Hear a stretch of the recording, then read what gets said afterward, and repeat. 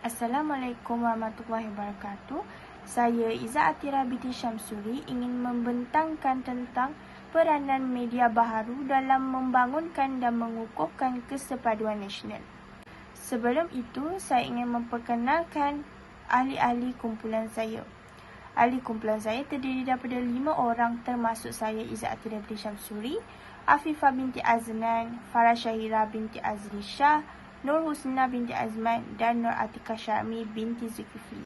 Kesepaduan Nasional menurut IPNAS, model integrasi Kesepaduan Nasional Rakyat Malaysia, ia melibatkan perlembagaan persekutuan dan rukun negara yang mempunyai masyarakat dinamik yang bermula dari tani ke industri komersial, dari miskin ke kelas menengah, dari kampung ke kosmopolitan, dari kemajmukan, budaya kemajuan, perkongsian norma hidup, persamaan nilai dan kerencaman sosial, hubungan horizontal rentas etnik dan agama serta membina negara bangsa integrasi. Kesepaduan nasional di Malaysia haruslah dipupuk dalam setiap jiwa masyarakat majmuk seiring dengan peredaran zaman yang semakin maju. Justru itu, pelbagai usaha untuk memupuk kesepaduan nasional telah dijalankan.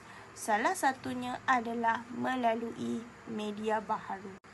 Media baharu menurut takrifan umum merujuk kepada aplikasi yang pelbagai bagi menggabungkan media tradisional seperti cetak, televisyen, filem, surat khabar dan imej untuk mencipta penerbitan digital lebih interaktif dan dinamik.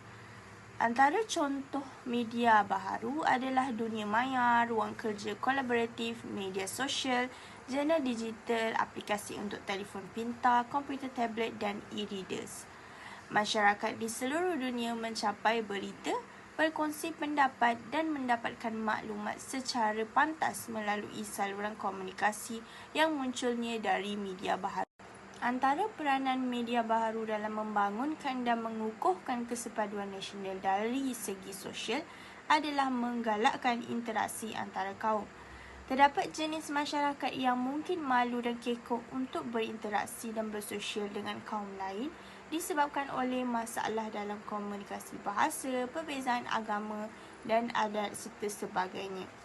Hal ini secara tidak langsung menyebabkan kepercayaan diri untuk berinteraksi dengan kaum lain juga menurun. Namun demikian, masalah ini dapat diatasi dengan adanya media sosial. Masyarakat berbilang kaum di Malaysia dapat menjalinkan dan mengukuhkan hubungan persahabatan melalui media sosial seperti Facebook, Instagram dan Twitter. Perkenalan baru dari kaum lain di media sosial secara tidak langsung dapat menerapkan proses pembelajaran tentang agama, budaya, bahasa, adat istiadat dan sebagainya. Persefahaman dan persahabatan yang sudah terjalin dalam laman media sosial itu akan dapat meningkatkan rasa percaya diri kita untuk bersosial dalam dunia realiti. Selain itu, media baharu juga berperanan penting dalam memperkenalkan tradisi atau budaya di Malaysia ini. Sebagai contoh, tradisi musim perayaan bagi setiap kaum sama ada dari aspek makanan, tarian atau pakaian tradisional. Industri perfilman juga boleh menghasilkan filem pendek atau iklan mengenai perpaduan dalam kalangan rakyat Malaysia dan melalui Instagram mereka boleh menampilkan perpaduan rakyat Malaysia yang menyukai makanan. Terima kasih Izzah di atas pembentangan tersebut. Assalamualaikum, saya Nur Husnina akan meneruskan pembentangan tajuk ini. Antara peranan media baharu terhadap bidang pendidikan adalah sebagai medium penyampaian maklumat di antara pelajar dan tenaga pengajar secara dalam talian. Seterusnya, atas inisiatif kerajaan dengan kerjasama YTL Communication mewujudkan Prog BLE bagi melahirkan pelajar yang bijak menggunakan teknologi maklumat dan komunikasi secara dalam talian. Akhir sekali, pihak pendidikan wajib mengambil berat tentang topik-topik perpaduan di dalam kelas dengan menonton video ilmiah seperti video tentang asal-usul kaum suku Iban yang disiarkan di YouTube dengan bimbingan guru bagi melahirkan masyarakat yang saling hormat menghormati adat resam sesuatu kaum. Assalamualaikum, nama saya Nur Atika Syarmi binti Zulkifli dan saya akan membentangkan peranan media baru terhadap kesihatan untuk membangunkan dan mengukuhkan kesepaduan nasional. Kesihatan merupakan perkara yang sangat penting bagi seseorang individu. Penjagaan kesihatan menyumbang kepada pembangunan negara yang lebih baik di samping melahirkan penduduk yang sihat. Seperti mana yang kita tahu, pandemik COVID-19 telah membawa impak yang besar kepada semua sektor, terutamanya sektor sosial, ekonomi dan sistem kesihatan Malaysia. Oleh itu, kesihatan masyarakat yang baik adalah penting untuk kestabilan negara. Media baru digunakan oleh setiap peringkat umur dalam mewujudkan medium komunikasi untuk berkongsi maklumat. Media baru juga memainkan peranan yang penting terhadap kesihatan dalam membangunkan dan mengukuhkan kesepaduan nasional. Media baru berperanan sebagai sumber maklumat kesihatan dan medium hubungan terus dengan doktor bertauliah. Ianya berfungsi sebagai medium pertanyaan makluman kesihatan yang sering dilayari oleh pelbagai peringkat umur. Hasil carian akan dibincang melalui sesi konsultasi bersama doktor-doktor yang bertauliah. Mereka bukan sahaja penerima maklumat, malah mereka juga merupakan penyumbang maklumat juga. Doktor bertauliah yang berbilang kaum berganding bahu membantu masyarakat Malaysia tanpa mengira bangsa di platform media baru dan beranggapan bahawa untuk merawat pesakit, semua individu tiada perbezaan mahupun dari segi warna kulit. Masyarakat Malaysia yang harmoni dapat mewujudkan teman sokongan dan secara tidak langsung komuniti dapat meningkatkan potensi mereka di samping mengembangkan kesepaduan negara. Melalui teman sokongan, mereka dapat merapatkan hubungan sesama individu tanpa mengira perbezaan bangsa dan kaum. Hal ini dapat melahirkan hubungan yang lebih akrab sesama komuniti dan melalui media baru, mereka dapat terus berhubung tanpa halangan. Perkongsian maklumat masih dapat diteruskan secara maya dan ianya mengukuhkan kesepaduan nasional dalam jangka masa yang lama. Assalamualaikum dan salam sejahtera. Saya Farah Syahira binti Azlisha ingin membentangkan mengenai peranan ekonomi. Malaysia amat menitik beratkan dalam memulih dan memajukan ekonomi negara kerana ia merupakan salah satu aspek yang penting dalam meluaskan cabang pembangunan negara. Contohnya, Malaysia memperkenalkan Wawasan 2020 dan Wawasan Kemakmuran Bersama 2030. Dengan itu, Malaysia sentiasa mementingkan sektor-sektor untuk menaikkan kemodenan negara terutamanya dari sektor ekonomi digital. Akibat daripada penularan COVID-19, kesedaran mengenai kepentingan ekonomi digital dalam membangunkan negara perlu dikembangkan. Menurut Menteri Muda Pendidikan Sains dan Penelitian Teknologi Dr. Anwar Rafiee, ramai orang tidak memandang serius mengenai ekonomi digital kerana sebelum pandemik, ramai orang tidak yakin untuk berurusan niaga dalam talian. Tetapi, lain pandangannya apabila pandemik melanda kerana ia merupakan suatu perkara yang terbaik dan tepat. Oleh itu, ekonomi digital memainkan peranan yang besar dalam membangun dan mengukuhkan kesepaduan nasional. Kepesatan ekonomi digital boleh dilihat menerusi rangka tindakan ekonomi digital Malaysia apabila My Digital diperkenalkan untuk kegunaan rakyat dalam mempercepatkan transformasi digital negara dan memajukan ekonomi dari segi teknologi menjelang 2030. Perkara ini mampu meningkatkan daya saing Malaysia untuk memperkasakan media baru yang selain berjaya merapatkan jurang antara kaum. Ini dapat dilihat setiap kaum berniaga secara maya dan berurusan antara satu sama lain tanpa sebarang masalah. Tidak seperti dahulu. Apabila jurang pendapatan amat ketara, sektor dibahagikan mengikut kaum tetapi tidak berlaku lagi pada zaman moden ini. Ini jelas dilihat hubungan antara rakyat bakal terus utuh dan kuat. Pembangunan negara juga terjamin. Assalamualaikum dan selamat sejahtera. Nama saya Afifah binti Aznan. Saya akan meneruskan pembentangan dalam bidang pelancongan. Media baharu memainkan peranan yang amat penting dalam memajukan industri pelancongan. Hal ini kerana seluruh dunia menggunakan media untuk berhubung, mengetahui isu semasa, mencari maklumat dan sebagainya. Penggunaan media juga semakin pesat apabila COVID-19 melanda dunia. Pendekatan digital juga digunakan secara meluas kerana wabak COVID-19 yang melanda dunia. Pada 2019, Menteri Pelancongan, Seni dan Budaya telah melancarkan brosur Digital Interactive Tourism Malaysia menerusi laman web di ebrochures.malaysia.travel. Dengan penggunaan digital yang baik dan di saluran yang betul, pelancong-pelancong asing dapat ditarik dengan keunikan dan keistimewaan negara kita. Selain itu, semasa berlakunya pandemik COVID-19, segelintir pihak mengambil inisiatif untuk melakukan lawatan secara maya. Tujuan lawatan ini adalah untuk menarik pelancong-pelancong ke tempat yang tidak dikenali atau tersorok. Pelancongan secara maya adalah suatu cara yang baik bagi memperkenalkan tempat-tempat yang tersembunyi atau tidak diketahui kepada orang ramai dan menarik pelancong asing dan juga lokal. Dengan pengenalan dari segi virtual juga dapat meyakinkan pelancong-pelancong ini bahawa tempat yang bakal dikunjungi adalah selamat.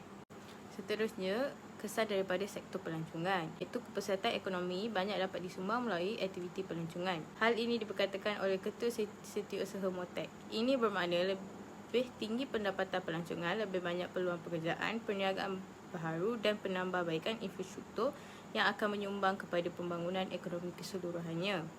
Pada masa yang sama, ia akan turut membantu dalam mempertingkatkan kefahaman budaya dan menyatupadukan masyarakat. Perkembangan sektor pelancongan dapat memberi impak yang baik kepada negara dan meningkatkan kemajuan negara dalam pelbagai bentuk. Contohnya seperti peluang pekerjaan yang banyak, keselesaan dan kemudahan infrastruktur yang baik, keadaan ekonomi yang stabil dan sebagainya. Antara kesan yang dapat dilihat melalui ekonomi digital ialah lebih banyak usahawan bakal dilahirkan. Ini dapat dilihat apabila usahawan berlumba-lumba untuk mengembangkan perniagaan dalam atas talian. Menurut Profesor Madya Dr. Anwar Shahbali Muhammad dari Sekolah Perniagaan dan Ekonomi SPE, teknologi bersifatkan sebagai satu perisai kepada tsunami ekonomi di mana kita dapat melihat ianya benar-benar menjadi perisai tak kala rakyat Malaysia dalam kesusahan. Terutama usahawan dalam masa yang sama mampu memberi kekuatan dan peluang untuk bangkit dalam perniagaan masing-masing. Di samping itu, rakyat Malaysia juga tidak kurang hebatnya apabila sama-sama membantu dalam proses jual beli untuk membantu peniaga. Pengukuhan antara rakyat jelas ketara. Slogan "Kita Jaga Kita" yang diuar-uarkan oleh kerajaan berjaya menarik keprihatinan rakyat untuk menjaga sesama sendiri dalam mengukuhkan kebersatuan untuk memerangi COVID-19. Seterusnya adalah kemudahan pengguna media baru mendapatkan maklumat kesihatan melalui platform laman sosial. Maklumat kesihatan senang diperolehi melalui internet di mana terletaknya kebanyakan blog dan laman web kesihatan. Sekiranya terdapat maklumat yang diragui, mereka dapat bertukar pendapat dan bertanya soalan di laman sosial dengan cepat dan mudah. Kualiti maklumat kesihatan sangat ditekankan. Media sosial telah memberi peluang kepada doktor dan pengamal perubatan yang bertauliah untuk menyampaikan maklumat secara tepat dan mudah difahami. Yang keempat, antara kesan positif media baharu dalam membangunkan dan mengukuhkan kesepaduan nasional adalah mencetuskan transformasi politik dan demokrasi.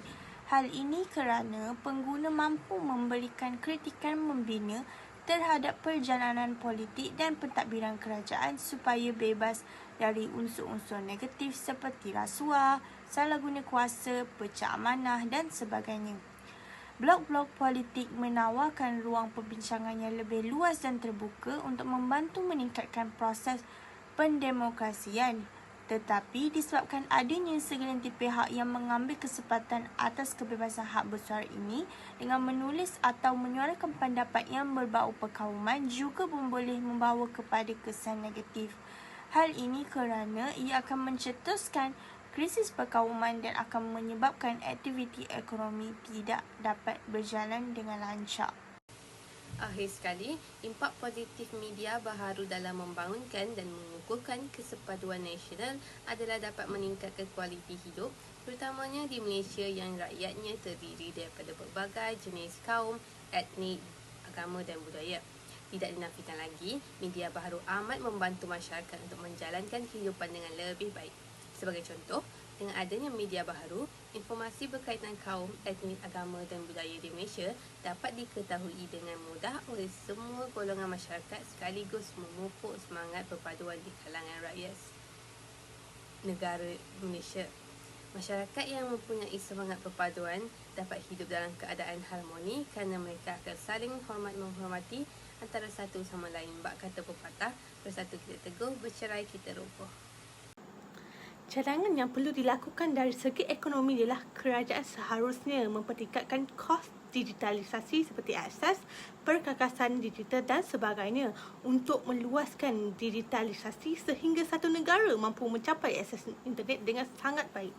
Dengan itu, semua rakyat mampu menerima informasi teknik tanpa ketinggalan. Antara cara untuk menaikkan kos digitalisasi ialah melonjakkan tawaran nilai Malaysia dengan membuktikan kekuatan Malaysia dalam ekonomi digital yang mampu menarik pelaburan global sebagai destinasi pelaburan digital utama. Cadangan seterusnya ialah usaha medium baharu sebagai sumber penyaluran maklumat kesihatan perlulah dipertingkatkan. Laman web dan blog haruslah dipersiapkan dengan maklumat yang lengkap dan bahasa yang mudah bagi meringankan usaha semua pengguna yang mencari maklumat tentang permasalahan mereka. Program-program kesihatan seperti cegah obesiti dan lain-lain lagi perlulah dipromosikan dengan jayanya agar orang awam berjaya memperoleh informasi yang terperinci. Ianya untuk memaksimalkan produktiviti organisasi kesihatan di samping meningkatkan tahap kesedaran dan pengetahuan masyarakat mengenai kesihatan. Cadangan untuk mengukuhkan dan membangunkan kesepaduan nasional dari sudut pelancongan pula ialah menggunakan saluran media sosial sebagai medium untuk mempromosikan keindahan Malaysia. Contohnya seperti menjadikan konten-konten di Reels Instagram, TikTok dan YouTube untuk mempamerkan keunikan makanan lokal, keharmonian rakyat berbilang kaum, tempat-tempat menarik di Malaysia dan kecantikan alam sekitar di Malaysia. Di samping menjadi hiburan bagi penonton, kita juga dapat menarik minat mereka untuk ke bumi bertuah Malaysia. Akhir sekali, cadangan yang dapat dikemukakan adalah tenaga pengajar boleh mengadakan lawatan dan merekod sesi lawatan ke tempat-tempat berlainan etnik, budaya dan agama, seterusnya memuat naik video lawatan tersebut ke media baharu agar masyarakat dapat memperoleh ilmu tentang kehidupan pelbagai kaum dan bangsa di Malaysia. Akhir kata, kesimpulan daripada pembentangan kami pada hari ini ialah media baharu mempunyai peranan yang banyak dan memberi impak yang positif dalam membangunkan dan mengukuhkan kesepaduan nasional. Media baharu hendaklah digunakan di saluran yang betul untuk memberi manfaat kepada suatu individu, masyarakat dan negara. Itu sahaja daripada kami. Terima kasih.